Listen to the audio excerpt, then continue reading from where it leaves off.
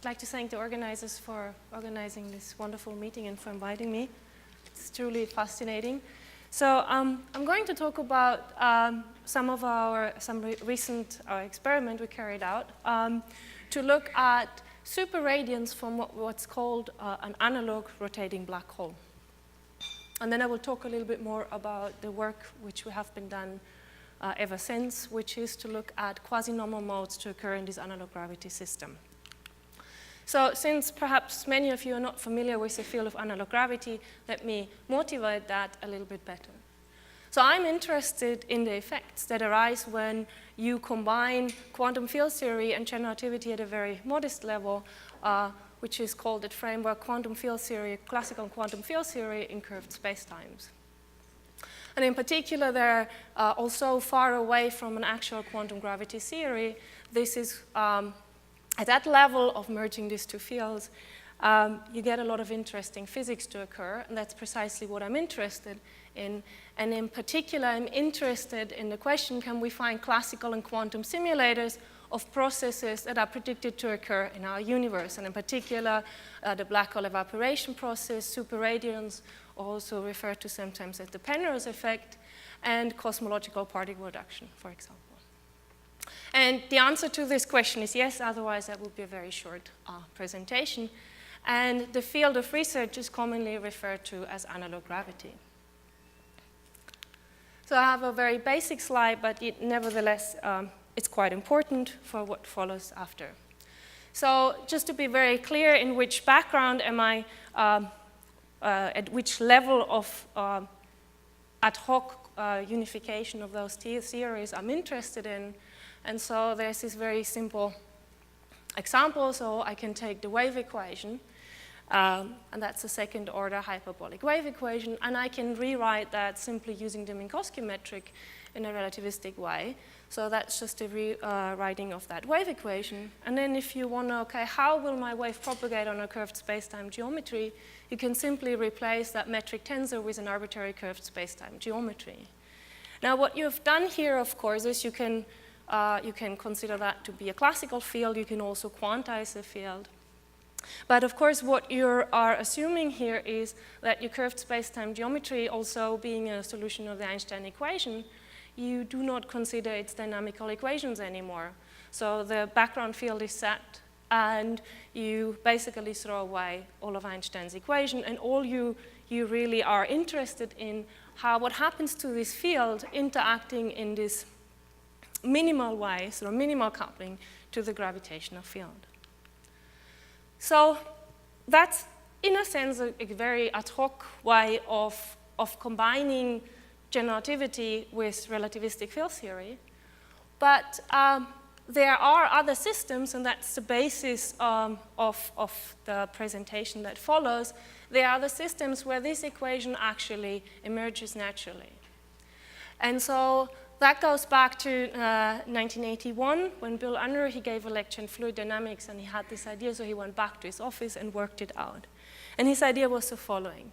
He said, let me first go through a little Gedanken experiment, and then basically there is it's a strong mathematical equivalence, but to get the basic idea, it's nice to work through this Gedanken experiment that gave the motivation for Bill initially. So suppose you're in a river flow and you study sound waves, right? And you wonder how sound waves propagating through that system. Now you can start at when you say, when I have my background flow, and the background flow is at rest.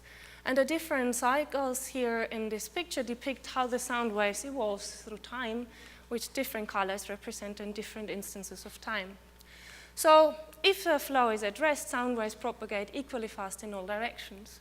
Now if you have a background flow, now the sound waves can propagate, get dragged along with the flow, or propagate against the flow. So if the flow is going to the right, you see then the sound waves propagate faster downstream than upstream.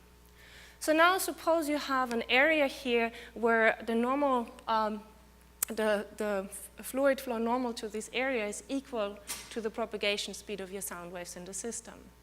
So what's happening now is this can define what we call an analog apparent horizon. It's not an event horizon, obviously. An analog apparent horizon in that system. in a sense that if you look at the small perturbation initiated on that surface, it gets fully swept downstream.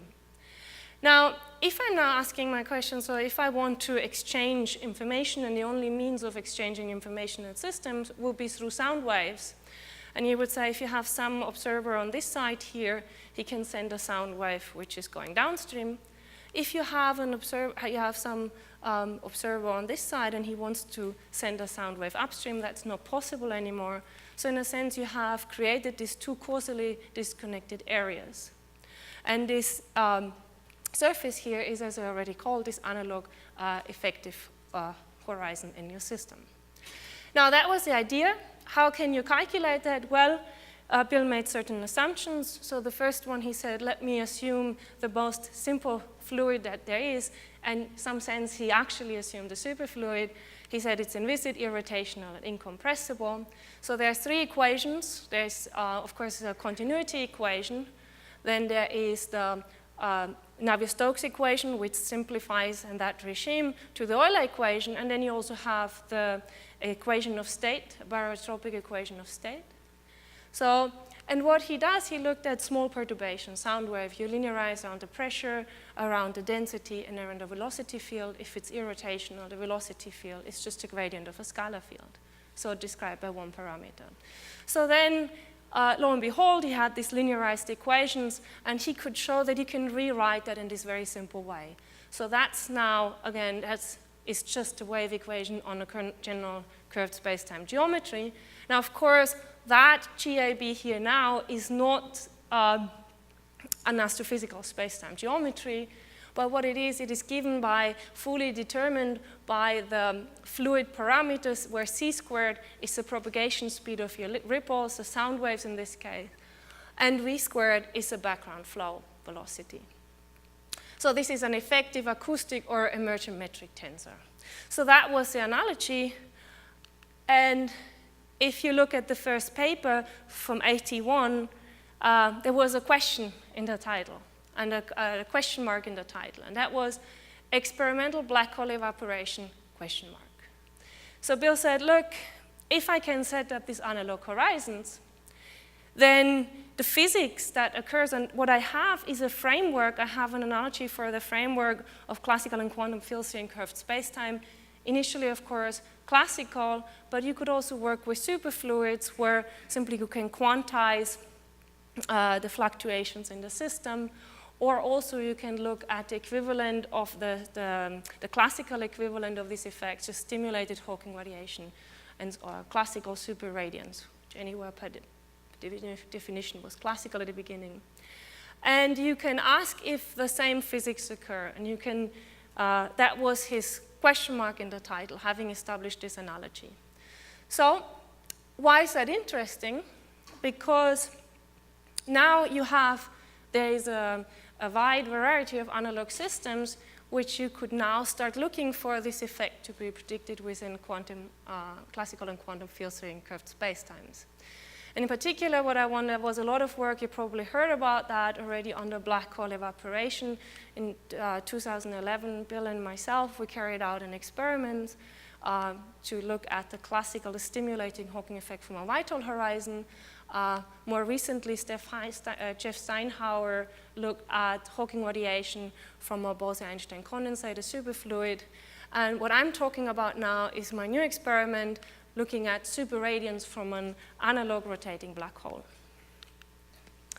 Okay, so the paper was published June or July last year, and it's rotational superradiance scattering in a vortex flow. So let me first talk a little bit about superradiance, which I think is a truly fascinating effect. So, and that goes back to an absolutely brilliant mind, to Seldovich.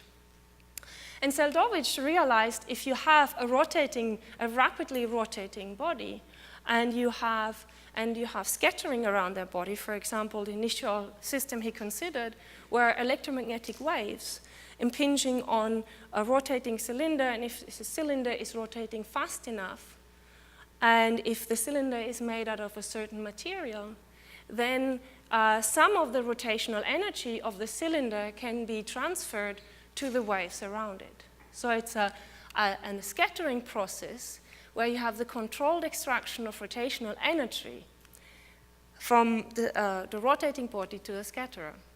So Seldovich realized at some point as well that this kind of physics should not only occur in what's called a Seldovich cylinder, he also realized that this would occur around rotating black holes.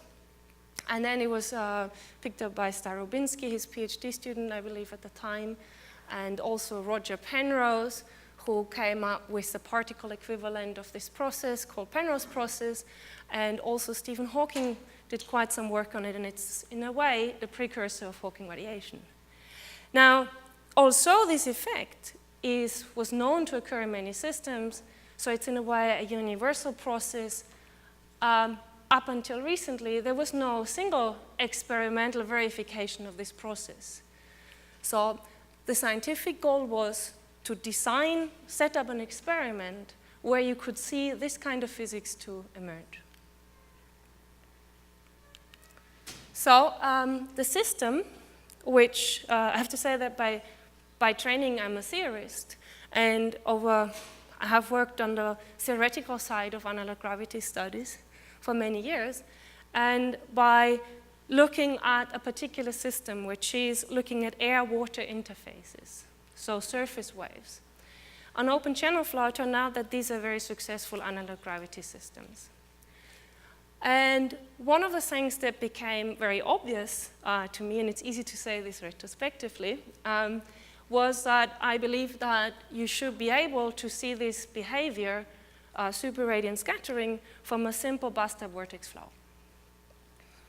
And there were many theoretical arguments, but it was just that, in a way, all you needed to have is a system that can create negative particle currents, which I will explain in a later slide, and you need something where you can dump that negative particle currents inside. The current is conserved. If you lose some of the current, you send something in, that gets converted into a pair of waves. The negative current gets absorbed. That what's coming out again has to be more than what you send in, because the current is a conserved quantity.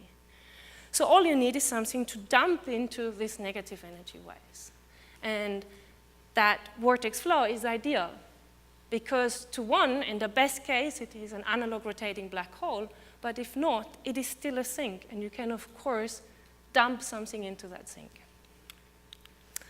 I should say, how can you get in this system sort of the horizon structure of a rotating black hole? And then what you get an ergosphere and this event horizon or apparent horizon.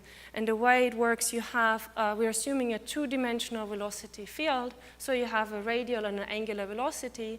When the propagation speed of your surface wave is equal to the absolute value of your velocity field, that's where you get the ergosphere. And the analog apparent horizon is defined when the radial velocity is equal to propagation speed of your ripples. So, of course, I have to say that the metric is not any of a Kerr rotating black hole. It's very different. The angular momentum falls off very differently. But you get this kind of two important horizon structures in this system. So this is my laboratory in Nottingham, at the University of Nottingham. We call it the Black Hole Laboratory for political reasons. It's quite nice to have that. This is the setup here. So we have a setup here. You can see this a little bit on the top. That's the upper basin. We have a lower basin just below. And we fill it up with 2,000 liters of water. We have water pumps that pump the water into the upper basin in a way to give it an angular momentum. You will see this in a bit. And this part here is a drain. We have exchangeable drain holes in the center. That's about 80 centimeter wide, that disk. So, and we have all this is a 4-meter high frame and all these electronics around to see what's going on our analog gravity system. So let me first, before we start, so what do I need to do? So we want to set up an analog rotating black hole. We built a setup that's very flexible with exchangeable center holes so that we can, if one configuration wouldn't work, you can exchange parts, and the hope was that one of them would be suitable to have enough amplification to be detectable. So what do we want to see? So we want to see superradiance. So that means we want to see the amplification. We want to look at waves scattering with this vortex, and it has an amplification in its energy by interacting with this vortex flow or analog rotating black hole. Now, the energy of the wave is carried with the particle current. Now, the particle current, if you go very far away from the vortex flow, where the water would be at rest, you can just look at the amplitudes of that wave. However, if you get closer to the vortex, you have to really calculate the particle current. That's related to the amplitude, is proportional amplitude squared, the frequency, the lab frequency, so that will be the frequency of the wave minus the azimuthal number times the angular frequency at the horizon, and this is the group velocity of the wave. So what we need to do, we need to extract that quantity. In order to do this, we had to have a suitable observable. Excuse me. And the observable is the free surface. So if I map the free surface over time, I get all the information I need of the wave, the frequency, the wavelengths, and the amplitudes. So what we did for that, we developed a special air-water interface sensor. I have to say that if you are interested in purchasing this, we have a pending patent application, and this is together with the company N-Shape in Germany. So what we're doing, we have this big, that's a picture of our vortex flow taken from the side. We put fluorescent dye into the water. And then we have this sensor here. The sensor has in the middle is our projection. There's a blue diodes in there that projects random pattern onto the free surface. And then we have cameras on the right and on the left, and this is a stereo imaging process. And then subsequent images through correlation measures we can reconstruct the free surface, the elevations of the water surface. Okay, so I have to hurry up a bit. One thing which is very special about superradiance is that if you throw something at a black hole and you throw it in a co-rotating manner into the black hole, in a counter-rotating manner, it gets absorbed from the black hole. But if you throw it in, if it's entering, scattering co-rotating with the black hole, then you can extract this energy, this particle current from the rotating black hole. So it separates co versus counter-rotating. So what is very useful to do, of course, if you can do an experiment, when you send a wave which has a part which is co and a part that's counter-rotating. So what we did here, that's a quick drawing I made myself. So you have a cross-section from the side of our setup. You have the vortex in the center. Here on the end we have, we feed in the water through this beach, as we call it. And the reason why there's a beach, because otherwise it's just a box. Which basically makes it open boundary conditions on one side. Here you have your wave generator on one side. We send in a wave front towards that vortex flow, where half of the wave front is counter-rotating and the other half is co-rotating. What you're seeing now is this wave front data taken from our setup, and all we did is a simple frequency filtering. This is how it looks like. The wave front is coming here, coming from this side in, scatters with the vortex flow, and you get this nice pattern arising. So what we then did, we did that for different frequencies, and then each one of these pictures we analyzed. So, and what we did in particular, we decomposed it into its azimuthal numbers. So if you look at a wave and you have topologically non-trivial region, here you have the vortex flow in the center, and then you can ask yourself which part of the wave is co or counter-rotating, so that you can decompose it into its azimuthal parts, which simply means, of course, if a wave is going around that way, it has to have periodic boundary conditions, so this is a discrete number, and the first wavelength, if it is m equal 1, it can go this way or that way, plus or minus, and plus means it's co-rotating to the vortex flow. So you can do this, and then you can also ask, we decompose it onto the different m modes. That's m minus 2, minus 1, 0. 0 is the radially ingoing wave, m equal 1 and m equal plus 2. And what we did then is to say, okay, now we can see what if the part is going in and how much is going out. So you do decomposition in KR, and so what you can see, this is the ingoing mode, and that's the ingoing mode, and that's the reflected mode. And you see there's more going in at the counter rotate. Sorry. Here. Sorry, I'm saying it the wrong way around. This is what's going in, and that's what's being reflected. And you see that for m equal 2, for the co-rotating wave, you get more out as goes in. So I have to stop. You can look at the spectrum of this, and clearly you can see the large error bars are due to some dust in our lab, but you can see a clear amplification. We then looked at geodesic mode. We wanted to explain this pattern onto the free surface.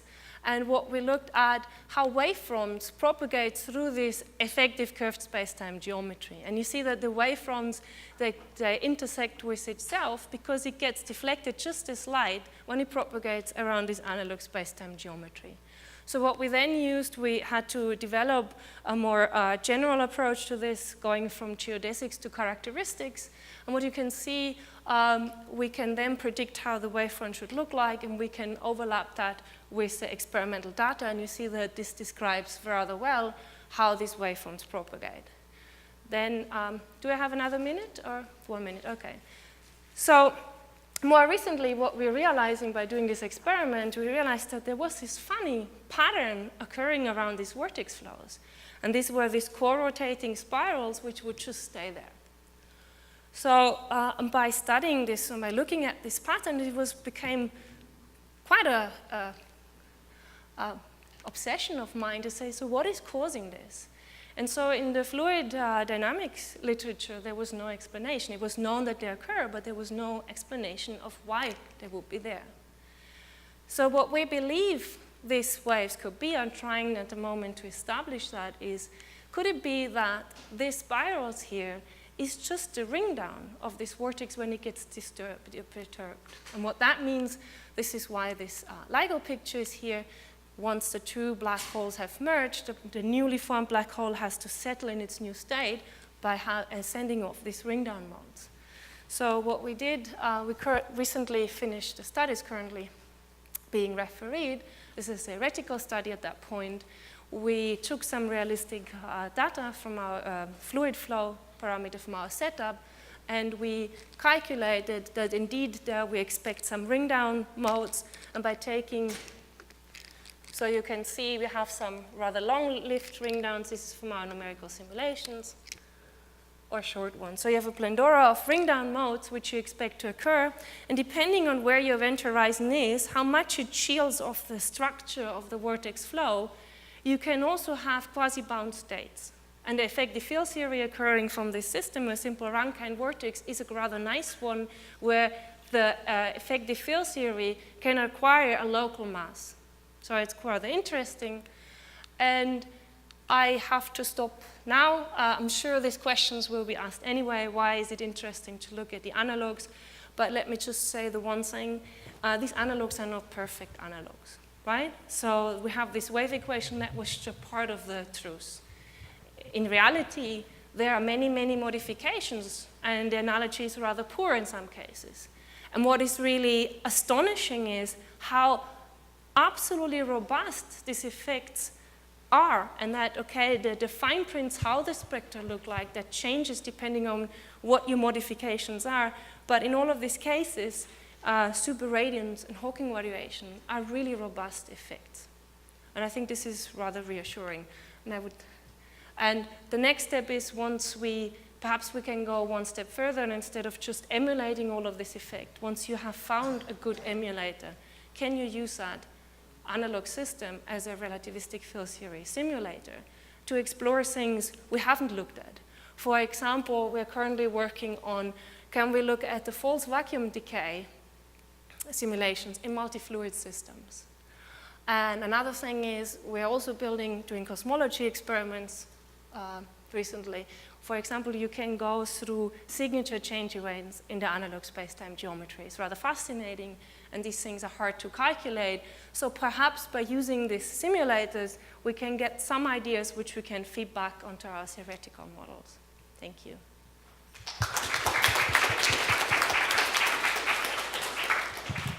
Do we have any questions for Silke? Yes, Avi?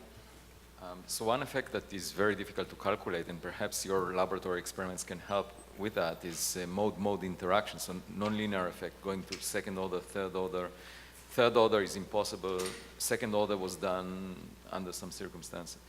Is this something you plan on exploring? Yes. So, and there are also two sides of that. So the first thing is, of course, we cannot have arbitrarily interaction, mode interaction, right? Because we have full dynamics, and then we have to linearize, and then we keep the higher orders, and we know what kind of terms are entering in this effective field theory, which we have. One thing which is really interesting is, of course, at the moment, for the cosmology experiments, we're using two immiscible classical fluids.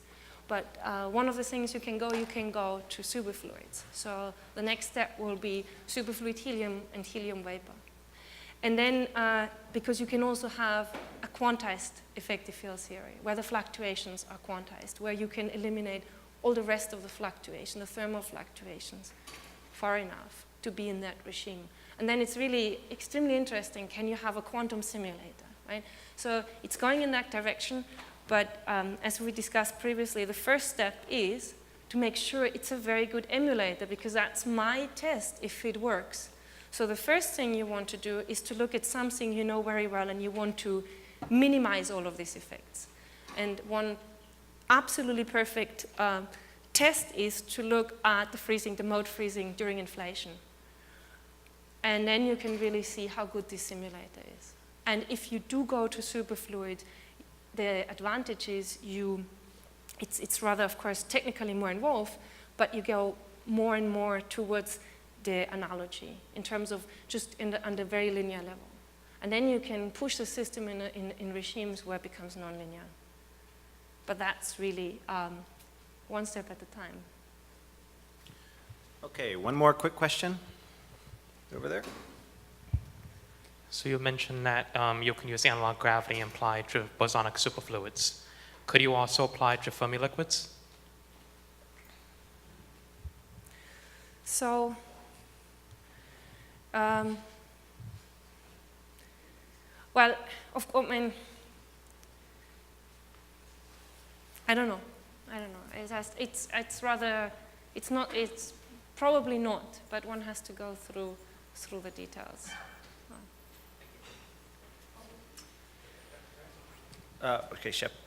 I know I'm a little confused, which is normal, but Shep. are the waves you're sending in the analog of gravity waves or electromagnetic No. waves? No, scalar waves. So it's not gravity. We don't have a spin-2 excitations in this system. I see, okay. So there's That no... would be absolutely fantastic if we had that. We don't have that. Okay, okay.